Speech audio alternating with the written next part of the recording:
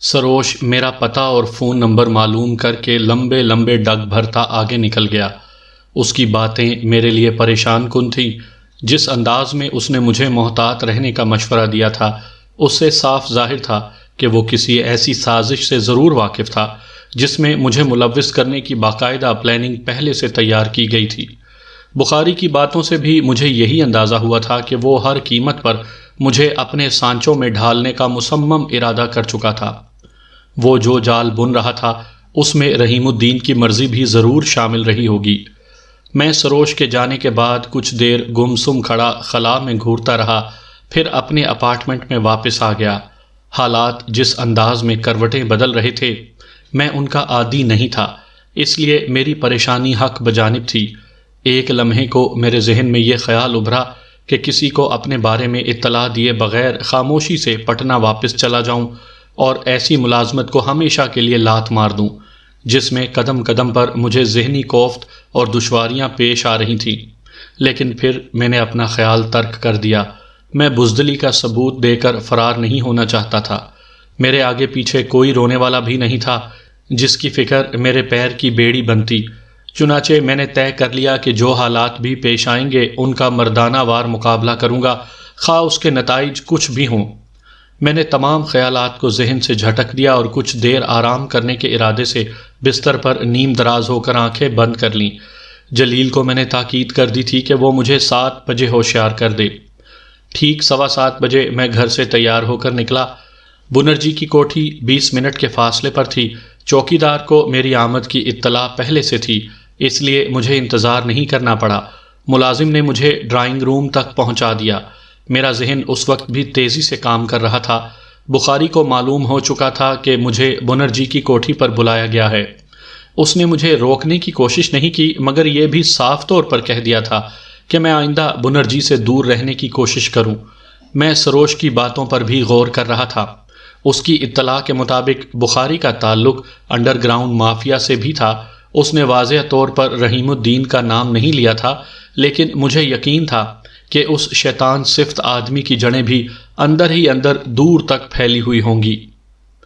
سامعین کرام، آپ سن رہے ہیں اردو ناول جوگی، اور یہ اس سلسلے کی قسط نمبر 6 ہے۔ مجھے امید ہے آپ کو میری یہ کاوش پسند آ رہی ہوگی۔ میں ان تمام حالات کی روشنی میں بڑی سنجیدگی سے اس بات پر غور کر رہا تھا کہ بنرجی کو حالات سے باخبر کروں یا خاموش رہوں۔ بخاری نے یہ بھی کہا تھا کہ بنرجی اور رحیم الدین کسی وجہ سے ایک دوسرے کے دشمن ہیں۔ ایسی صورت میں اگر بنرجی میری حمایت میں کوئی قدم اٹھاتے تو میرے مخالفین کی دشمنی اور بڑھ جاتی۔ مجھے ابھی ڈھاکہ میں قدم رکھے جمعہ 8 دن ہوئے تھے۔ دفتری معاملات بھی پوری طرح میری سمجھ میں نہیں آئے تھے۔ میرے دشمنوں کے ہاتھ بہت لمبے تھے۔ کمال بنرجی کی حمایت مجھے مہنگی بھی پڑ سکتی تھی۔ بخاری اور رحیم کو خبر مل جاتی تو وہ زیادہ خطرناک ثابت ہو سکتے تھے۔ میں نے بہت غور و خوض کے بعد فیصلہ کر لیا کہ جب تک بخاری اور رحیم الدین کی چالیں کھل کر میری سمجھ میں نہ آ جائیں، میں اپنی زبان بند ہی رکھوں گا۔ میں ڈرائنگ روم میں بیٹھا اپنے خیالات میں مستغرق تھا کہ خوشبو کا ایک معطر جھونکا میرے وجود پر طاری ساری کسل مندی کو دور کر گیا۔ میں نے نظریں اٹھا کر دیکھا، جھرنا اپنی تمام تر رونائیوں کے ساتھ میرے سامنے موجود تھی۔ پہلے روز کے مقابلے میں آج وہ زیادہ حسین قیامت نظر آ رہی تھی۔ میں احتراماً اٹھ کھڑا ہوا۔ وہ دوسروں کے لیے کچھ بھی سہی، لیکن میرے لیے بنرجی کی بیوی تھی، اور بنرجی وہ واحد شخص تھا میں ڈھاکہ میں جس پر انحصار کر سکتا تھا۔ مجھے افسوس ہے کہ آپ کو کچھ دیر انتظار کی زحمت سے دوچار ہونا پڑا، جھرنا نے مسکرا کر کہا، پھر بڑی تمکنت سے قدم اٹھاتی میرے سامنے والے صوفے پر بیٹھ گئی۔ اس کی ایک ایک ادا قیامت تھی۔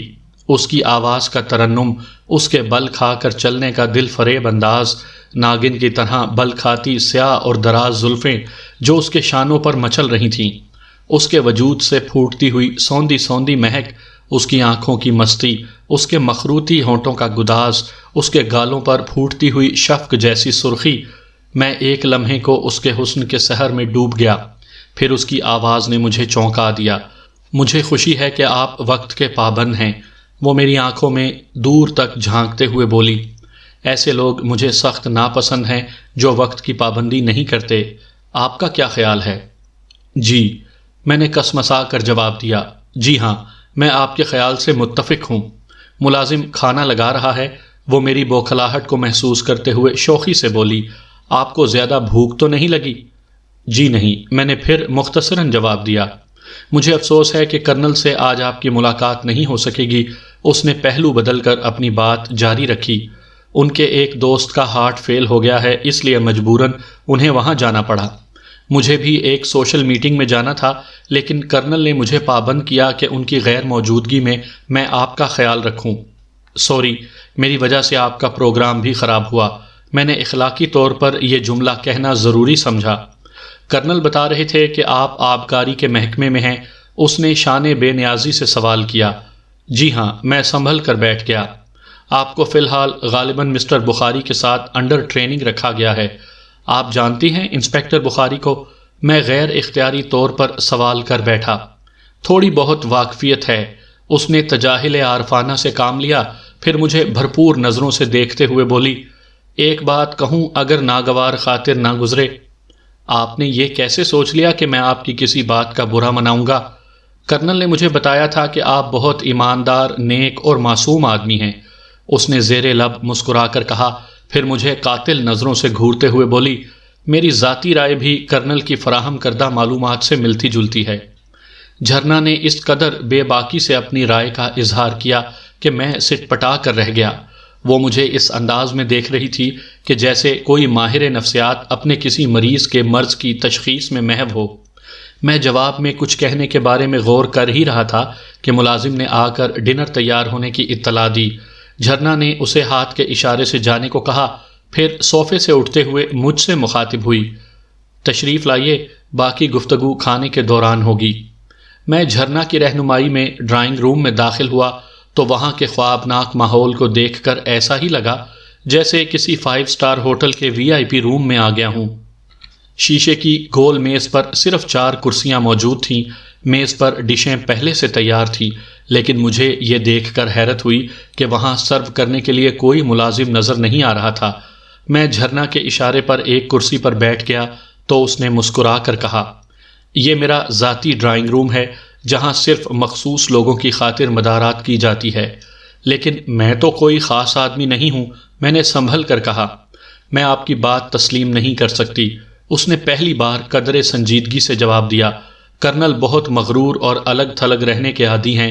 ان کے ملنے جلنے والوں میں عام حیثیت کے آدمی کی کوئی گنجائش نہیں ہوتی۔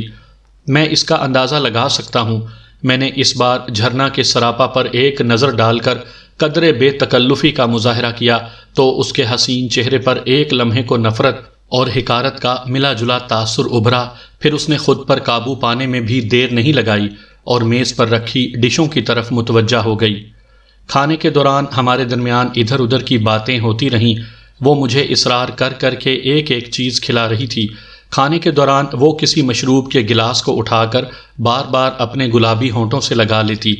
میں نے اس کی پیروی میں اپنا گلاس اٹھا کر 1-2 گھونٹ لیے۔ وہ اناناس اور کسی تلخ فروٹ کا کاکٹیل لگ رہا تھا جسے میں پہلی بار استعمال کر رہا تھا۔ مسٹر آذر، اس نے باتیں کرتے کرتے اچانک میری طرف دیکھ کر اسپاٹ آواز میں پوچھا، کیا آپ مجھے اپنی عمر بتانا پسند کریں گے؟ میں اس اچانک سوال پر گڑبڑا گیا۔ گلاس اٹھا کر ایک لمبا گھونٹ لے کر بولا، 26-27 سال۔ میری عمر کے بارے میں آپ کا کیا اندازہ ہے؟ جی، میں سمجھا نہیں۔ میں نے اسے وضاحت طلب نظروں سے دیکھا۔ اس کے خوبصورت وجود میں کسی کرب کی آمیزش اس کے چہرے سے عیاں ہو رہی تھی۔ کرنل کی عمر 60 سال سے زیادہ ہے، اس نے تلخ انداز میں کہا۔ میری عمر اس سے آدھی بھی نہیں ہے، لیکن میں کرنل کے ساتھ زندگی گزارنے پر مجبور ہوں، بالکل اس طرح مسٹر آذر جس طرح آپ کو آپ کی فطرت اور مرضی کے خلاف بخاری جیسے ناپسندیدہ آفیسر کے ساتھ اٹیچ کر دیا گیا ہے۔ جھرنا کا جملہ میرے دل و دماغ پر کسی بم کی طرح پھٹا۔ وہ ایک ہی جملے میں بڑی لمبی کہانی بیان کر گئی تھی۔ میں اس کی نجی زندگی سے قطعی ناواقف تھا۔ مجھے یہ بھی مطلق علم نہیں تھا کہ اس کی اور کرنل کی شادی کس مجبوری کا نتیجہ تھی، لیکن اس نے جس انداز میں میری اور اپنی مثال پیش کی تھی، اس نے مجھے بہت کچھ سوچنے پر مجبور کر دیا۔ آپ بخاری کو اتنا نہیں جانتے جتنا میں جانتی ہوں۔ اگر میرے اختیار میں ہوتا تو میں آپ کو ایک دن بھی اس کے ساتھ نہ رہنے دیتی، لیکن وہ کچھ کہتے کہتے یک لخت خاموش ہو گئی۔ لیکن کیا؟ میں نے دبی زبان میں دریافت کیا۔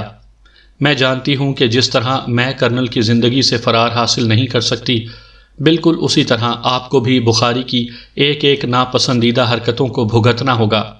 اس کی ہر جائز اور ناجائز خواہشات کے آگے سر تسلیم خم کرنا پڑے گا۔ جھرنا نے ہونٹ کاٹتے ہوئے کہا، میں اگر یہ کہوں کہ میں اور آپ ایک ہی کشتی کے دو سوار ہیں تو شاید غلط نہیں ہوگا۔ میں آپ کی ذاتی زندگی اور معاملات کے بارے میں کچھ نہیں جانتا، اس لیے کچھ کہنے سے معذور ہوں، لیکن مجھے اپنی ذات پر مکمل اختیار ہے۔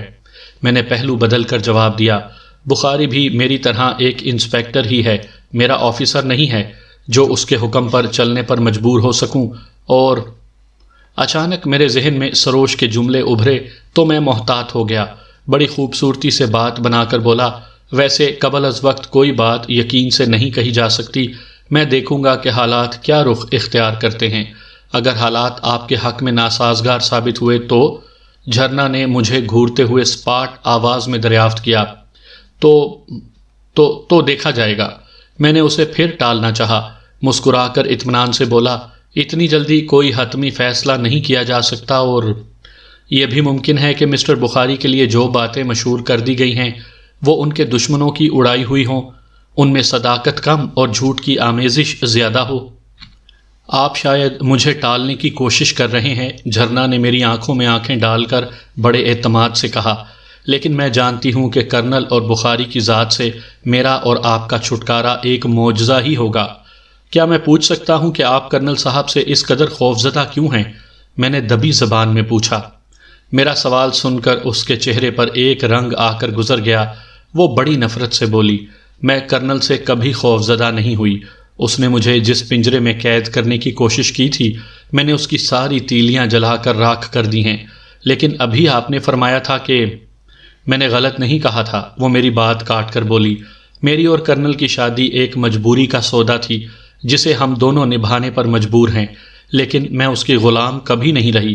یہ اور بات ہے کہ ہم دونوں آخری دم تک ایک دوسرے کے وجود سے علیحدہ نہیں ہو سکتے۔ میں اس کوٹھی میں قید ہونے کے باوجود اپنی مرضی کی زندگی گزار رہی ہوں۔ میں نے کوئی جواب نہیں دیا۔ جھرنا کی باتیں میری سمجھ میں نہیں آ رہی تھیں، وہ مجھے نفسیاتی مریضہ لگ رہی تھی۔ جس طرح ہر شخص کو سر چھپانے اور رات گزارنے کی خاطر ایک جگہ درکار ہوتی ہے، اسی طرح میں بھی اس کوٹھی کی چھت کے نیچے بسیرا کرنے پر مجبور ہوں۔ کرنل بھی کوئی خوشگوار زندگی نہیں گزار رہا ہے۔ میں نے اکثر محسوس کیا ہے کہ وہ مجھ سے چھٹکارا حاصل کرنے کے بہانے تلاش کرتا ہے، لیکن میں اسے ایسا نہیں کرنے دوں گی، شاید اس لیے کہ مجھے کرنل کی صورت میں ایک مضبوط سہارے کی ضرورت ہے۔ اس کے لہجے میں دنیا جہان کی تلخیاں سمٹ آئی تھیں۔ پھر وہ یک لخت کچھ سوچ کر بولی، آئی ایم سوری، مجھے شاید اس وقت آپ سے اس قسم کی باتیں نہیں کرنی چاہیے تھیں۔ اس کے بعد اس کے ہونٹوں پر دوبارہ زندگی سے بھرپور مسکراہٹیں رقص کرنے لگیں۔ میں نے محسوس کیا کہ وہ خود پر قابو پانے کی حیرت انگیز صلاحیتوں کی مالک تھی۔ ایک لمحہ قبل وہ کرنل کا ذکر کرتے وقت کسی زہریلی ناگن کی طرح بل کھا رہی تھی، اور اب دوبارہ بڑے چاؤ سے مجھے کھانا کھلانے میں مصروف ہو گئی تھی۔ بہت تکلفی سے ہنس ہنس کر باتیں کر رہی تھی۔ کھانے کے بعد ہم دوبارہ ڈرائنگ روم میں آ گئے۔ میں نے جو مشروب پیا تھا اس نے میرے ذہن کو بوجھل بوجھل سا کر دیا تھا۔ نیند کا ہلکا ہلکا خمار بھی طاری ہو رہا تھا۔ میں نے ایک دو بار واپسی کی اجازت چاہی۔ کرنل کی غیر موجودگی میں میرا وہاں زیادہ دیر رکنا مناسب نہیں تھا۔ یہ بھی ممکن تھا کہ بخاری یا رحیم الدین کا کوئی خفیہ آدمی میری جاسوسی میں لگا ہو۔ میں جھرنا کی باتوں سے بچنا چاہتا تھا، لیکن اس نے مجھے جانے کی اجازت نہیں دی۔ بار بار یہی کہتی رہی کہ شاید کرنل واپس آ جائے اور آپ کی ملاقات ہو جائے۔ میں بھی یہ سوچ کر اس کی بات مان گیا کہ اگر کرنل سے ملاقات ہو گئی تو دوبارہ آنے کی زحمت سے بچ جاؤں گا، لیکن وقت جیسے جیسے گزرتا جا رہا تھا میرے ذہن پر طاری ہونے والی غنودگی بھی بڑھتی جا رہی تھی۔ میرا خیال ہے کہ کرنل کے آنے میں دیر بھی ہو سکتی ہے، جھرنا نے میری کیفیت کو محسوس کرتے ہوئے کہا، پھر صوفے سے اٹھتے ہوئے بولی، لیکن جانے سے پیشتر میں آپ کو اپنی کچھ پینٹنگز ضرور دکھاؤں گی۔ کیا آپ کو مصوری سے بھی کچھ لگاؤ ہے؟ میں نے پوچھا اور خود کو سنبھالتا ہوا اٹھ کھڑا ہوا۔ مجھے نہیں، کرنل کو۔ اس نے کچھ عجیب انداز میں کہا، وہ اب صرف خوبصورت چیزوں کو کینوس پر منتقل کر کے ہی اپنے شوق کی تسکین کر سکتا ہے۔ میں جھرنا کے جملے کا مفہوم نہ سمجھ سکا۔ وہ بڑی بے تکلفی سے میرا ہاتھ تھام کر کوٹھی کے نچلے حصے میں لے گئی۔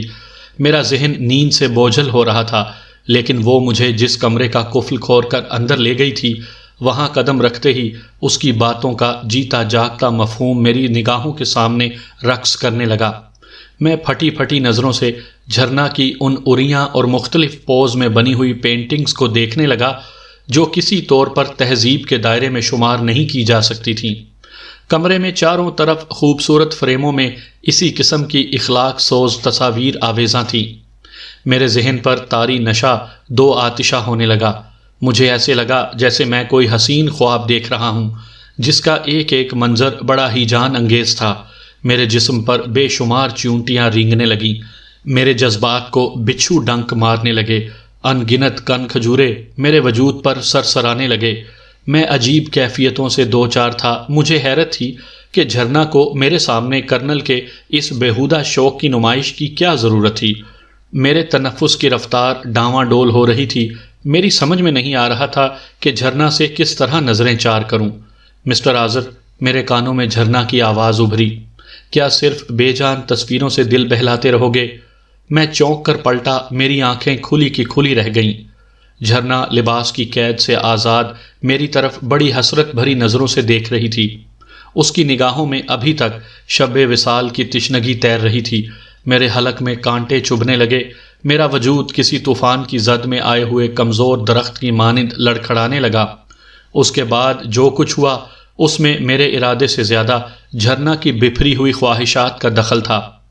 میں وقت، ماحول اور حالات کے منجدار میں ڈوبتا چلا گیا۔ ڈوب کر ابھرا تو مجھے اپنے آپ سے نفرت محسوس ہونے لگی۔ میں غلاظت کی جس دلدل میں سر تپا لتھڑ چکا تھا، اس کے داغ مٹانا میرے لیے آسان نہیں تھا۔ میں کتنی دیر کیف و مستی سے دو چار رہا، مجھے اس کا اندازہ نہیں تھا، لیکن ہوش میں آنے کے بعد میں ندامتوں کے بوجھ تلے دبا سسک رہا تھا۔ جو غلطی سرزد ہو چکی تھی اس کی تلافی ممکن نہیں تھی۔ میری شرافت اور پاکیزگی کا بھرم خاک میں مل چکا تھا۔ میرے ذہن میں گرم آندھیوں کے جھکڑ چل رہے تھے۔ میں جن بیہودہ تصویروں کو دیکھ کر بہکا تھا، اب وہ میری کم ہمتی پر مسکراتی محسوس ہو رہی تھیں۔ میرے دماغ میں غنودگی کے بادل اب بھی منڈلا رہے تھے۔ مان ایک خیال میرے ذہن میں تیزی سے ابھرا، اناناس کے جوس میں شاید کوئی نشہ آور چیز ایسی ضرور شامل تھی جس نے میرے حواس کو معطل کر دیا تھا۔ اس خیال کے آتے ہی میں کانپ اٹھا۔ ہر چند کہ میں اس حرام شے کی جوس میں ملاوٹ سے ناواقف تھا، لیکن یہ احساس ہی میرے لیے موت کی اذیت سے کم نہیں تھا کہ شراب میرے خون میں شامل ہو چکی تھی۔ اچانک میرے ذہن میں وہ جملے صدائے باز گشت بن کر گونجنے لگے جو خواب میں جوگی سیتا رام نے کہے تھے۔ اس نے بڑے یقین سے کہا تھا، تیرا دھرم بھرشٹ ہونے میں زیادہ دیر نہیں لگے گی، تیرے دھرم کرم کے دعوے بھی دھرے کے دھرے رہ جائیں گے۔ اس نے مجھے باور کروانے کی کوشش کی تھی کہ وقت اگر میرے ہاتھوں سے پھسل گیا، نکل گیا تو پھر پچھتاووں کے سوا کچھ باقی نہیں بچے گا۔ اس نے شاید ٹھیک ہی کہا تھا۔ زندگی کی شاہراہ پر میرے قدم لڑکھڑا چکے تھے۔ میں اوندھے منہ گرا تھا، میرا ضمیر لہو لہان ہو چکا تھا۔ میں نے خود کو سمجھانے کی کوشش کی، جو تیر کمان سے نکل چکا تھا وہ واپس نہیں آ سکتا تھا۔ جو کچھ ہوا وہ بے دھیانی میں ہوا۔ شراب کے نشے نے میری خود اعتمادی کی دھجیاں اڑا دی تھیں۔ میں نے نظریں اٹھائیں، جھرنا میرے سامنے ایک نئے لباس میں نکھری کھڑی تھی۔ اس کے گداز ہونٹوں پر بڑی معنی خیز اور فاتحانہ مسکراہٹ کھیل رہی تھی۔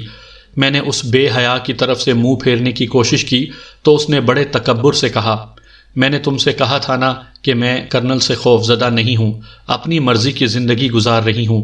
جو چیز مجھے اچھی لگتی ہے میں اسے حاصل کرنے میں دیر نہیں کرتی۔ تم بھی مجھے پہلی ملاقات میں اچھے لگے تھے اور آج میں نے تمہیں حاصل کر لیا۔ اگر کرنل کو، میں نے کمزور آواز میں اسے حالات کی سنگینی کا احساس دلانے کی کوشش کی۔ جہنم میں گیا کرنل، اس نے نفرت سے کہا، پھر اپنی زلفوں کو سر کے جھٹکے سے پشت کی جانب اچھالتے ہوئے بڑی ڈھٹائی سے بولی، میں نے تم سے غلط بیانی کی تھی۔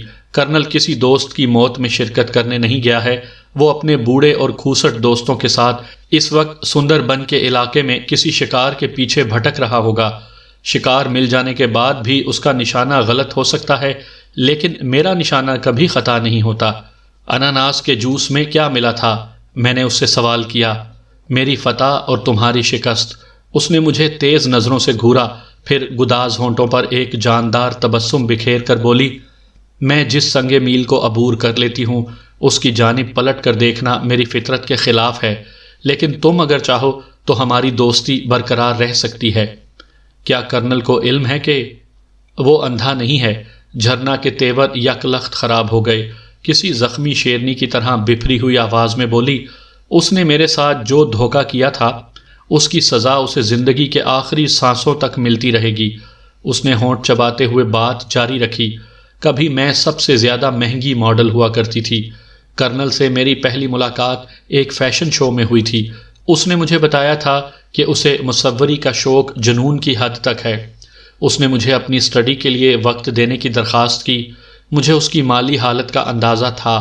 میں نے 1 گھنٹے کے عوض اس سے ایک بھاری رقم کا مطالبہ کیا۔ میرا خیال تھا ماڈل اسٹڈی کے لیے کوئی مصور اتنی بڑی رقم دینے پر آمادہ نہیں ہوگا، لیکن کرنل نے مول بھاؤ نہیں کیا، میرا معاوضہ قبول کر لیا، مگر اس نے پہلے ہی روز میرے ساتھ دھوکہ کیا، مجھ سے میری پاکیزگی چھین لی۔ میں اس کی کوٹھی میں اس کے رحم و کرم پر تھی، لیکن میں نے اسی دن طے کر لیا تھا کہ کرنل کو تمام زندگی سسکا سسکا کر ماروں گی، اس سے ایسا انتقام لوں گی کہ مرنے کے بعد بھی اسے قبر میں چین نہ ملے۔ اور میں بالآخر کامیاب ہو گئی۔ وہ ایک توقف کو خاموش ہوئی، پھر اپنی عریاں قد آدم تصاویر کی طرف دیکھ کر بولی، تم یہاں میری جتنی تصویریں دیکھ رہے ہو، کرنل کی اس سے زیادہ گھناؤنی تصاویر میرے قبضے میں ہیں۔ وہ میرے ساتھ شادی کرنے پر مجبور تھا، انکار کرتا تو معاشرے میں کسی کو منہ دکھانے کے قابل نہ رہتا، لیکن وہ سمجھدار آدمی ہے، حالات سے سمجھوتا کرنا اس کی مجبوری تھی۔ اب وہ گھٹ گھٹ کر مر رہا ہے اور میں اپنی مرضی کی زندگی گزار رہی ہوں۔ جھرنا مجھے اپنی اور کرنل کی جو رودات سنا رہی تھی اس میں وہ کہاں تک حق بجانب تھی اور کرنل کس حد تک قصوروار تھا، مجھے اس سے کوئی غرض نہیں تھی، مگر میں بہرحال ایک خوبصورت ناگن کے اندھے انتقام کا شکار ہو چکا تھا۔ میں جانے کے ارادے سے کمرے سے نکل کر اوپر آیا تو وہ مجھے باہر تک چھوڑنے آئی۔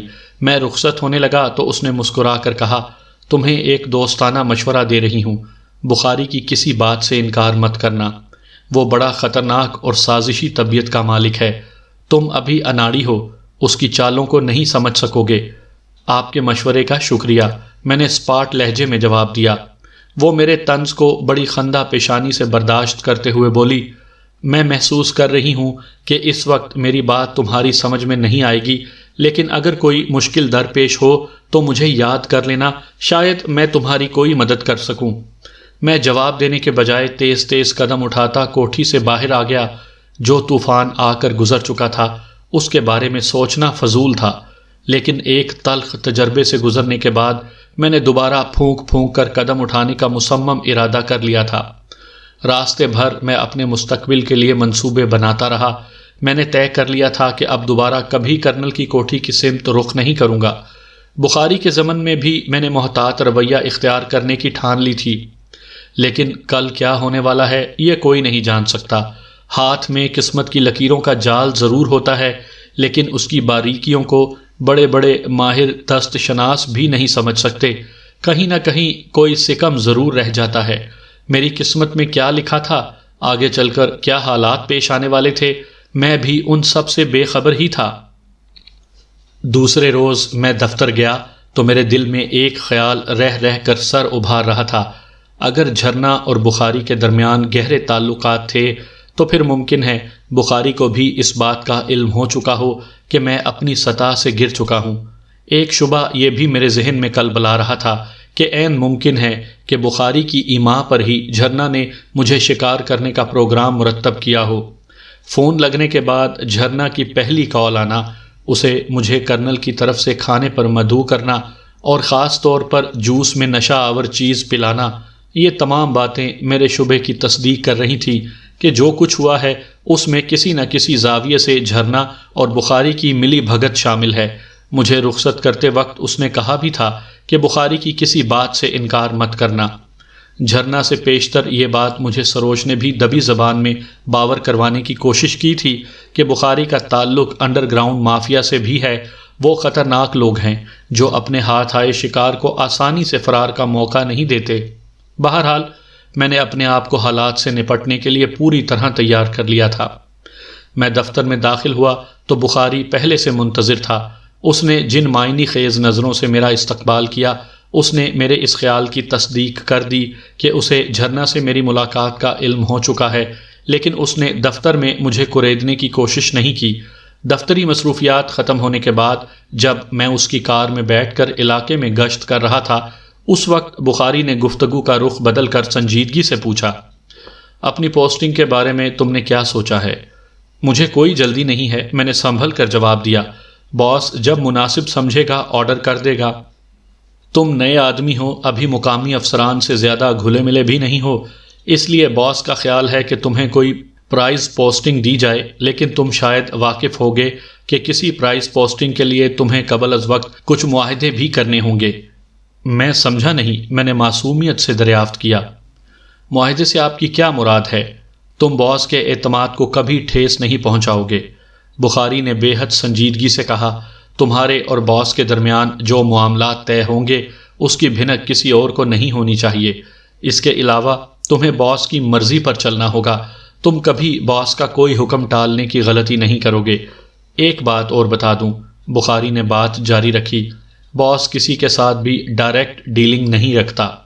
تمہیں میرے ساتھ اٹیچ کرنے کا مقصد بھی یہی تھا کہ مجھے مڈل مین کی خدمات انجام دینی ہوں گی۔ میں بخاری کی باتوں کا مقصد سمجھ رہا تھا۔ کچھ دن قبل اس نے کہا تھا کہ میری پوسٹنگ کے سلسلے میں باس کو یا اسے کوئی جلدی نہیں ہے، اور اب وہ از خود جلد بازی کا مظاہرہ کر رہا تھا۔ اس کے چہرے کے تاثرات بتا رہے تھے کہ وہ مجھ سے میرا آخری فیصلہ سننا چاہتا ہے۔ کیا ہم کھل کر صاف صاف لفظوں میں بات نہیں کر سکتے؟ میں نے سنبھل کر کہا۔ میں بھی یہی چاہتا ہوں کہ بات کھل کر اور بے دھڑک ہو۔ بخاری پہلو بدل کر بولا، میں نے تمہارے لیے جس پوسٹنگ کے بارے میں غور کیا ہے وہاں کی ماہانہ آمدنی 1 لاکھ سے بھی زیادہ ہے۔ کوئی پرانا گھاگ اور تجربہ کار آفیسر ہو تو 40-50 ہزار زیادہ بھی کما سکتا ہے، لیکن میں تمہارے اوپر زیادہ بوجھ نہیں ڈالوں گا۔ بخاری ایک لمحے کو خاموش ہوا، پھر بے حد سنجیدگی سے فیصلہ کن لہجے میں بولا، تمہیں ہر ماہ 60,000 روپے میرے ذریعے باس کی خدمت میں پیش کرنے ہوں گے۔ تم آج مجھے گرین سگنل دو، کل تمہارے آرڈر ہو جائیں گے۔ کیا یہ ضروری ہے کہ مجھے رقم آپ کو دینی ہوگی؟ میں نے کچھ سوچ کر کہا، میرا مطلب یہ ہے کہ کیا میرے اور باس کے درمیان بات نہیں ہو سکتی؟ ہو بھی سکتی ہے، لیکن ابھی نہیں۔ بخاری معنی خیز انداز میں مسکرایا، تمہیں کم از کم 1 سال تک یہ ثابت کرنا ہوگا کہ تم وفادار ہو، اس کے بعد ہی وہ تم سے براہ راست کوئی معاملہ طے کرنے کے بارے میں غور کر سکتا ہے۔ میرا خیال ہے کہ میں آپ کو پہلے بھی بتا چکا ہوں کہ میں جو کام بھی کرتا ہوں وہ ایمانداری سے اور قانون کی حدود میں رہ کر کرتا ہوں۔ میں نے صاف گوئی سے جواب دیا، پٹنہ کی بات اور تھی میرے دوست، یہ ڈھاکہ ہے، یہاں قانون سے زیادہ باس کا حکم چلتا ہے۔ اس نے اسپاٹ لہجے میں جواب دیا، ایسی صورت میں آپ سے ایک ہی درخواست کر سکتا ہوں۔ وہ کیا؟ اس نے مجھے وضاحت طلب نظروں سے دیکھا۔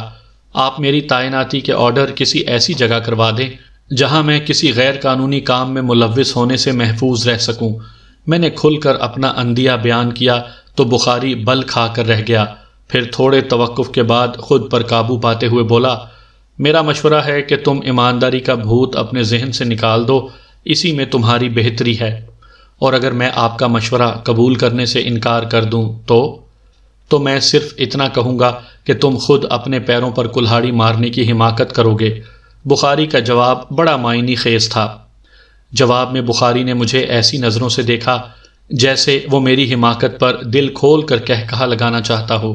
اس کے انداز میں تکبر تھا، خود اعتمادی تھی، ایک طرح کا چیلنج بھی تھا جسے میں اس وقت پوری طرح نہ سمجھ سکا۔ کچھ دیر تک وہ میرے بارے میں سوچتا رہا، پھر بولا، میں کوشش کروں گا کہ باس تمہارے سلسلے میں کوئی نرم رویہ اختیار کرے، مگر وعدہ نہیں کر سکتا۔ لیکن مجھے اندازہ ہو گیا ہے کہ باس آپ کی کسی بات سے انکار بھی نہیں کرے گا۔ میں نے اسے شیشے میں اتارنے کی کوشش کی، مجھے یقین تھا کہ تم ایسی ہی کوئی بات کہو گے۔ بخاری نے لاپرواہی سے جواب دیا، میں نے باس سے پہلے ہی اس خیال کا اظہار کر دیا تھا کہ تم ٹیڑھی کھیر ہو۔ تمہاری پرسنل فائل دیکھنے کے بعد خود باس نے بھی یہی کہا تھا کہ تم پر ایمانداری کا جو بھوت سوار ہے وہ آسانی سے نہیں اترے گا۔ میں نے کوئی جواب نہیں دیا۔ بخاری پھر بھی کچھ دیر خاموش رہا، پھر موضوع بدل کر بولا، کل رات تم کرنل سے ملے تھے؟ میں اس کی کوٹھی پر گیا ضرور تھا، لیکن کرنل سے ملاقات نہیں ہوئی۔ میں نے کسمسا کر جواب دیا۔ کیا مطلب؟ بخاری نے مجھے مشتبہ نظروں سے گھورا۔ انداز ایسا ہی تھا جیسے اسے میری بات پر یقین نہیں آیا تھا۔ کرنل گھر پر نہیں تھا؟